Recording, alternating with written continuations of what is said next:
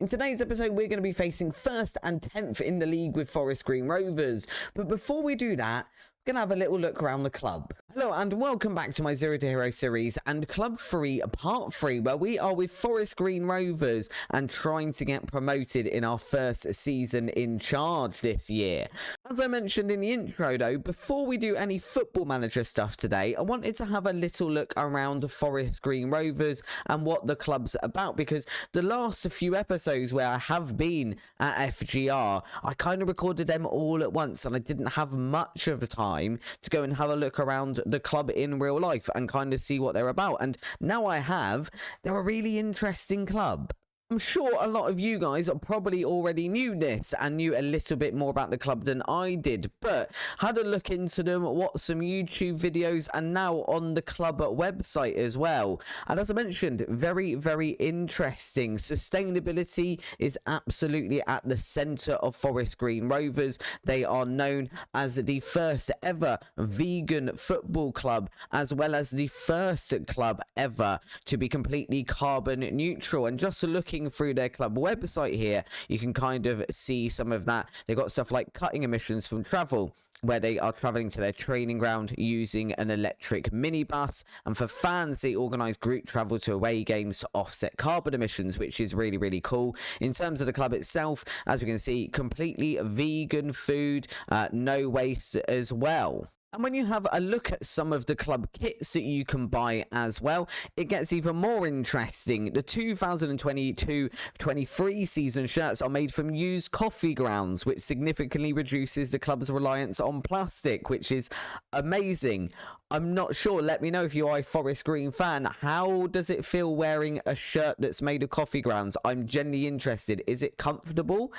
It sounds like it'd be pretty cool, but equally, I've never worn one. You've also got stuff like this at the club, bamboo shin pads, which apparently are worn by all of the Forest Green Rover players in League 2. As mentioned here, they're ridiculously lightweight, with each one weighing less than a medium-sized carrot, which is an amazing comparison, and relentlessly strong. They have better tensile strength than steel, and offer a low profile that gives you the freedom to play.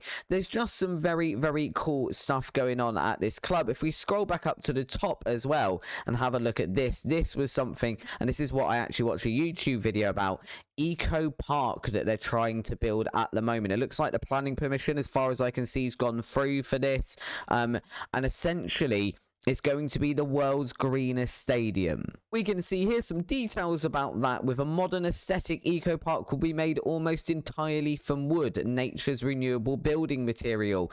They've got stuff as well, like obviously they've got stuff about the location and things. The actual current ground, the new lawn, it says that they want to turn that to high quality, low carbon housing built where the new lawn currently stands, which, although I'm sure, I saw this on a video as well, there are lots of fans that aren't too keen on maybe the ground moving to a new place.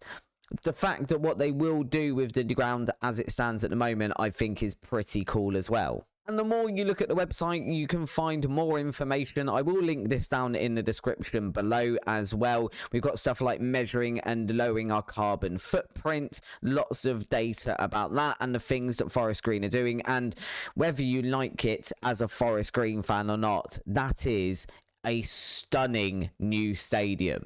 Now we've had a look around the real life football club though, let's get into today's episode. Since you were last with me, we have played through, obviously, some more matches. We played for about 7 or 8 of them. So let's have a quick look. We drew 0-0 with Cambridge. We did get revenge on Yeovil pretty quickly with a 4-2 win in the league. A 1-1 draw with Wrexham. We got absolutely bettered by Cardiff in the is it the Papa Johns? But they are in the league above us and high up in the league above us. So that was kind of be to expected, I think. Chesterfield, we managed to beat them. We drew 3-3 with Sutton in the game which we played Dermot Lee, and he managed to concede 3 goals. We can see so far 1 appearance, 3 conceded, and a 6 average rating. We played him because they were 24th in the league, and we thought it would be a good opportunity to give him some game time. I regretted that pretty quickly. That seemed to knock us a little bit as well, and since then we've not been in fantastic form, with a 4-0 loss against Accrington, and more recently a 1-1 draw against Morecambe. Today We're going to be facing Colchester, who are first in league, and then Rochdale, who are 10th. In between those, off camera, I also have to play the Spurs under 21s, which that'll be a lovely game, and I'm sure we will be in really good form.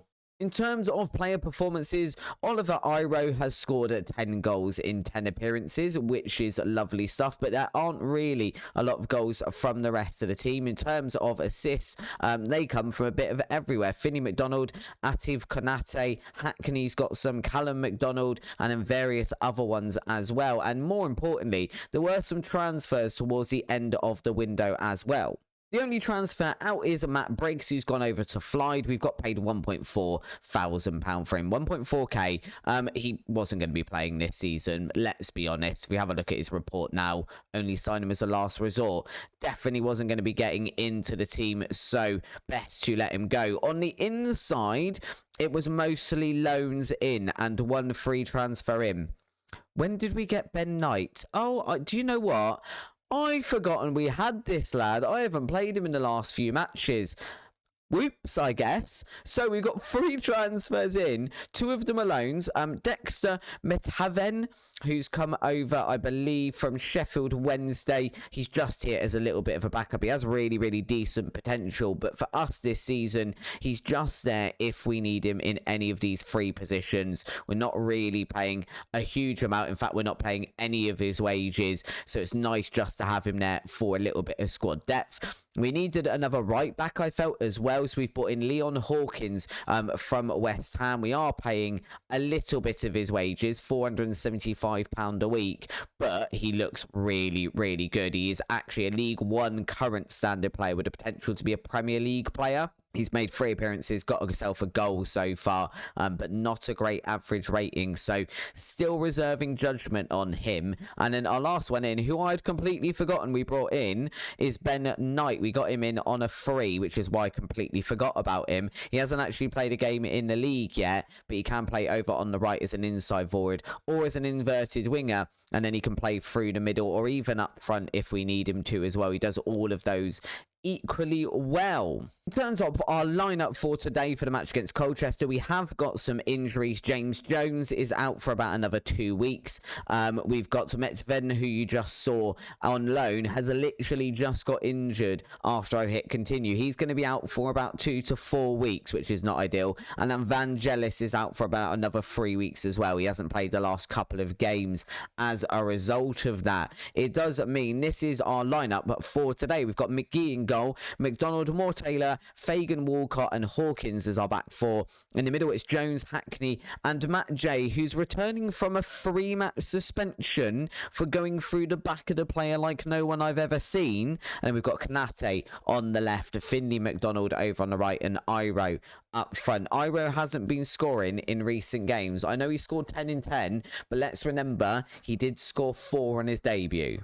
So that's probably managed to make his statistics look a little bit better than they are in real life. Colchester, obviously, first in the league at the moment, unbeaten, as are we. No, we're not. We lost to Accrington. We're not unbeaten anymore. Never mind. They are unbeaten. We're here today to try and change that. As we can see right at the top, 6-1, 2 drawn, 20 points on the board with a positive 11 goal difference there for Colchester. We want to go out today and change that. We want to put the first proper dent in their armour. We are starting this match on a balanced mentality. We'll kind of assess that as it goes on, but I've definitely noticed that we have a tendency to be conceding in the first sort of 15 minutes or so. A lot of games we've conceded in the first maybe 10 to 15 minutes.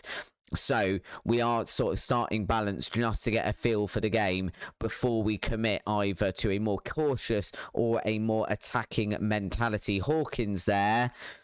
Hawkins is on a yellow card that he literally wasn't on 20 seconds ago when I told Matt J to ease off of his tackles, and he's got himself a red card. Right, that is slightly problematic, I feel. What do we do here then? I think the best thing we can do is this.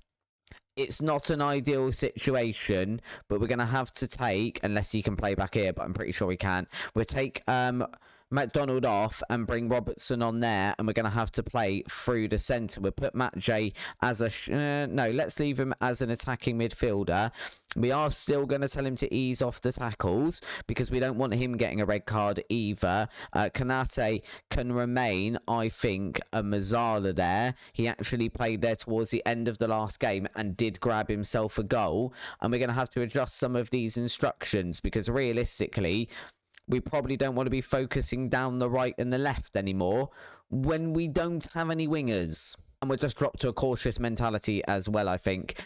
This game really is sent to test me between getting sacked by Grimsby, and this will be the second red card in maybe 3 games, I think, because Matt J had a 3-game suspension, so it's a second red card in 4 games. It's probably not all that bad, but equally, I don't know why our players are diving in as much as they are. I did get a comment on a video. I got it today, but I'm recording quite a bit in advance, so it would have been on one of Monday's videos, I think.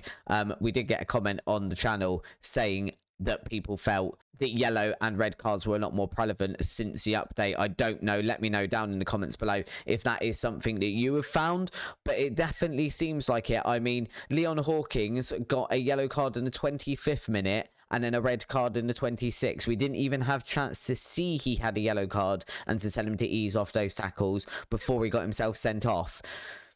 It's really not ideal. It's definitely not what you want when you're playing first in the league and you're not necessarily in the best form either.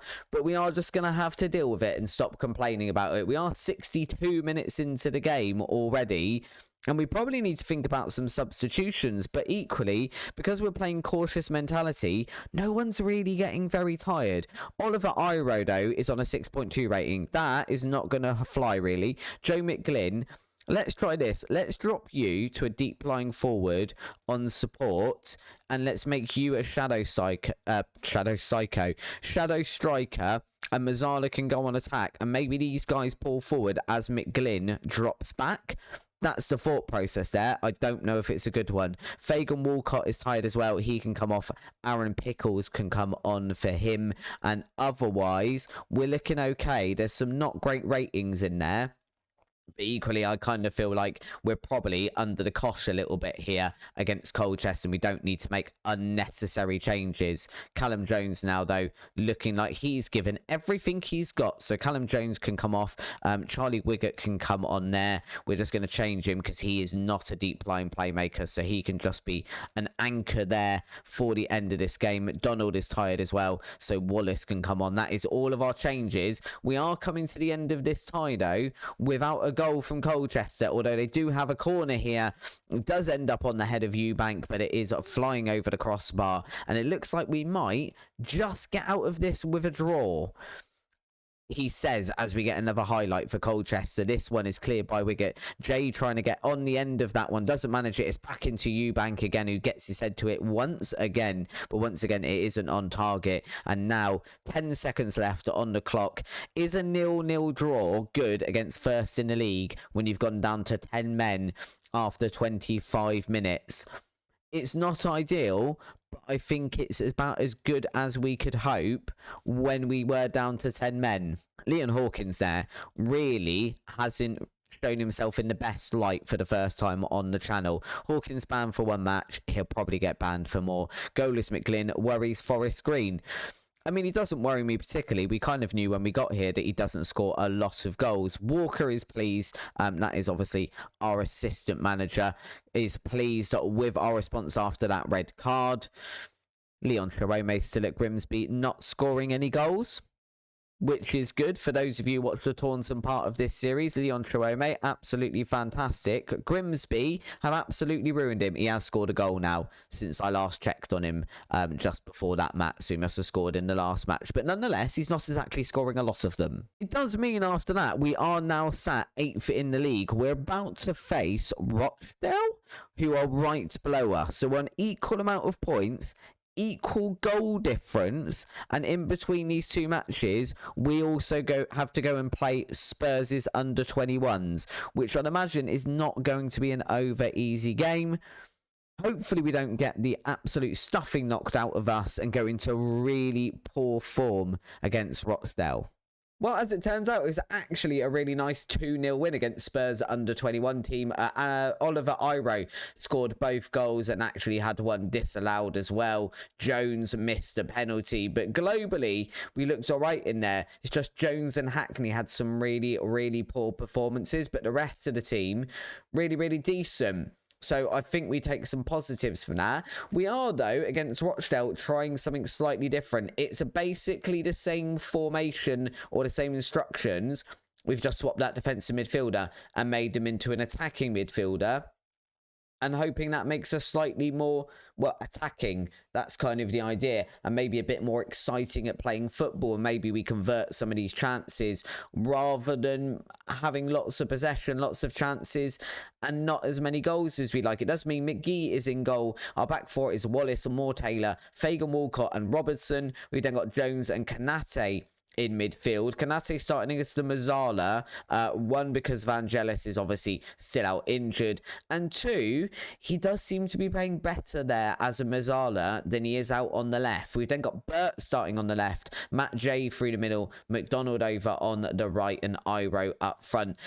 Obviously, once Vangelis comes back, I think Kanate moves back out to that left-hand side. We don't necessarily always play Jay there. We've also got Ben Knight who can go in there through the centre. So I'm just interested to see how this formation goes. Is a 4-2-3-1 the way to go? Or do we just give up a lot of possession here and we don't do any better than when we're in the 4-3-3? We'll kind of find out in this match. That's the joy of it. That's the fun of it today.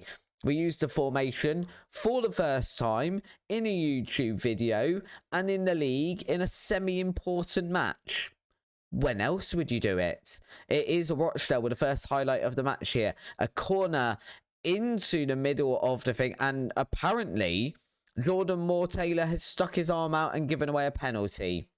This is not really the start we want here. Camera stepping up and McGee does go the wrong way and it is 1-0 to Rochdale. Interesting. I'm finding this game hard this year. I've always been, I believe, pretty good at Football Manager. Is FM23 harder or am I just rubbish at it? We've got 70% possession and yet we haven't had a shot yet. Once again there, Rochdale just carving us apart through a set piece. We're not really getting much luck going our way here. We still not had a shot despite having all the possession. Do we go attacking?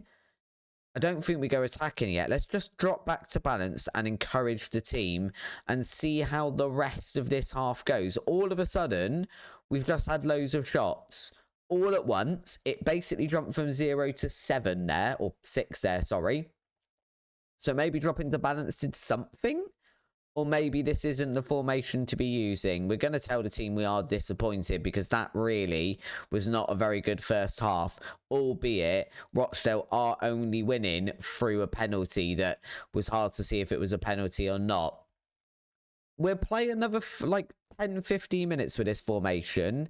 And then we will potentially have a look at something else because we'd quite like to win this match, really. We don't want to be losing another match in the league. We don't want to be drawing another match in the league.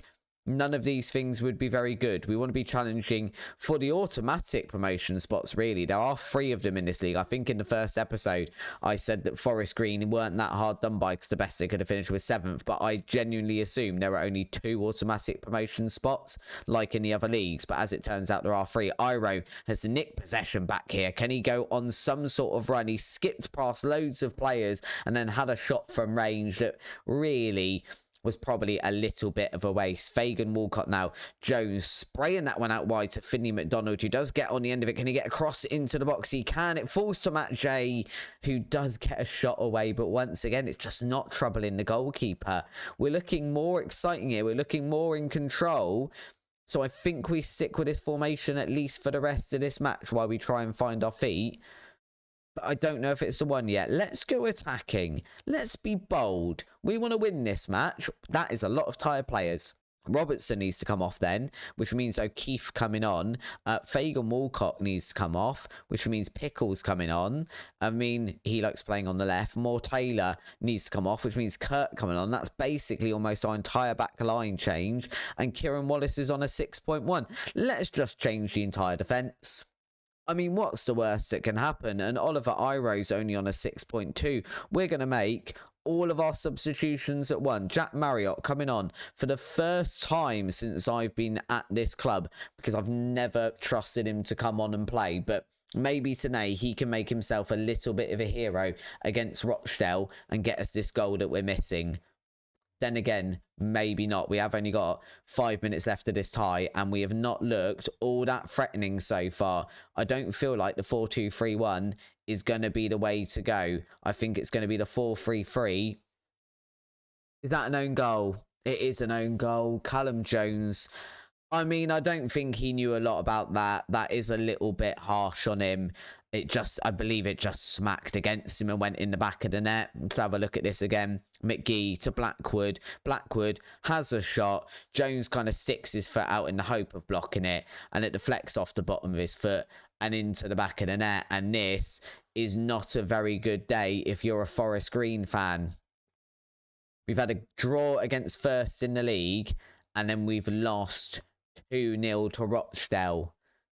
We're going to need to be doing something here. Obviously, not all is lost. We're only 3 points outside the playoffs. It is still very, very early days. But this is not something that we want to continue very long. I'd imagine that, yeah, I mean, the board is starting to get a little bit jumpy. The supporters aren't really saying a lot yet, but they're reserving judgment on whether we're going to reach those playoffs or not. But what we don't want is a repeat of Grimsby and another sacking, because I don't think we recover without... If we get fired again, we genuinely... I mean, if we were getting fired now, which I don't think is going to happen, but let's just say it did, what would we have in terms of jobs? We'd probably be looking at the likes of Solihull Moors or Kings Lynn, probably more likely a Kings Lynn and that sort of job. Way back down where we started, because I don't think anyone's going to touch us with a barge pole. Hopefully, though, it doesn't come to that. If you have enjoyed today's episode, then please do drop a like down below, hit the subscribe button, all that lovely stuff. It really does help with the engagement on YouTube. Let me know in the comments down below, what would you do to help this team start winning points and get back in those automatic promotion spots, which is where we want to be this season. Until next time, though, guys, thank you very much for watching. Have a good festive break, and I'll see you on Monday. Bye-bye.